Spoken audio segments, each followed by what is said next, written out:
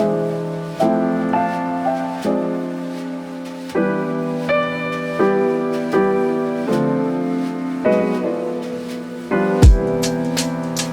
John chapter 6, Jesus is talking to a Jewish audience, and he says a couple things that take them off guard. He tells them that he came down from heaven, and also that without him, they can't have eternal life.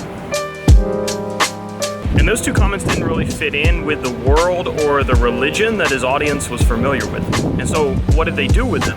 The Bible says that they all got together and they grumbled to each other about those words, and then eventually they just decided that they were going to consider them nonsense because they didn't understand.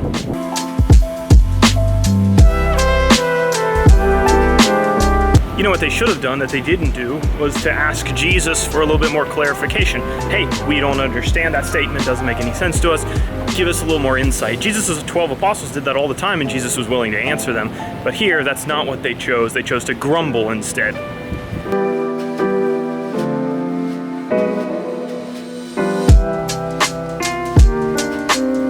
The Bible reveals that Jesus' claims were true, but his audience hadn't come with a heart that was prepared to put in the effort to do an honest evaluation of the facts. Instead, they kind of took the easy road out, and that was that, well, if we don't understand it and there's a bunch of us here, we'll just say, we'll label that as nonsense and get rid of it. Because that's the way we should always think, right? Well, if I don't understand something, it must be crazy talk. Probably not the best way to go about life.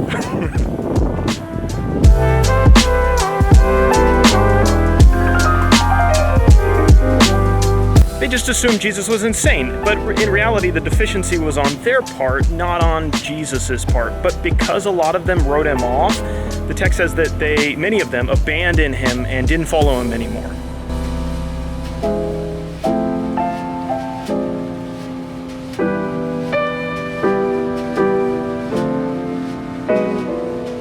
And I can't help but think the same thing still happens today. People hear the words of Jesus in the Bible, and admittedly, some of them are kind of odd. Jesus talks about heaven and hell and might get hit by a car. There's a temptation to do exactly as the Jews did. They heard Jesus for the first time, didn't seem to make sense in the way that they saw the world. Discard him. It's easy, it's quick to discard Jesus, not have to think about it anymore.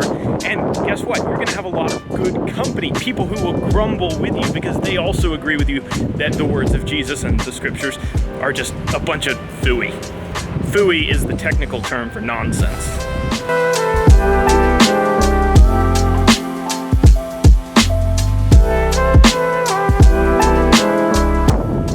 There is good reason to believe the claims of Jesus, but you've got to be willing to do what the Jews wouldn't. You've got to ask the right questions. You've got to go to the sources. You've got to be honest in your evaluation. There are a lot of people that are quick to walk away from Jesus, and they don't really know why. They don't have good reasons for doing it. Maybe he did something that they don't like, said something that they're not comfortable with. In fact, I'd say probably the majority of people are in that camp. They walked away from Jesus not because they were discerning and scholarly about that decision, but because he was quick and easy and they didn't have to think about it anymore. We don't want to be in that camp. Just because we're uncomfortable with something doesn't make it untrue. So we've got to be willing to do our research to find out if the things that Jesus said had any validity. And the truth might just surprise us.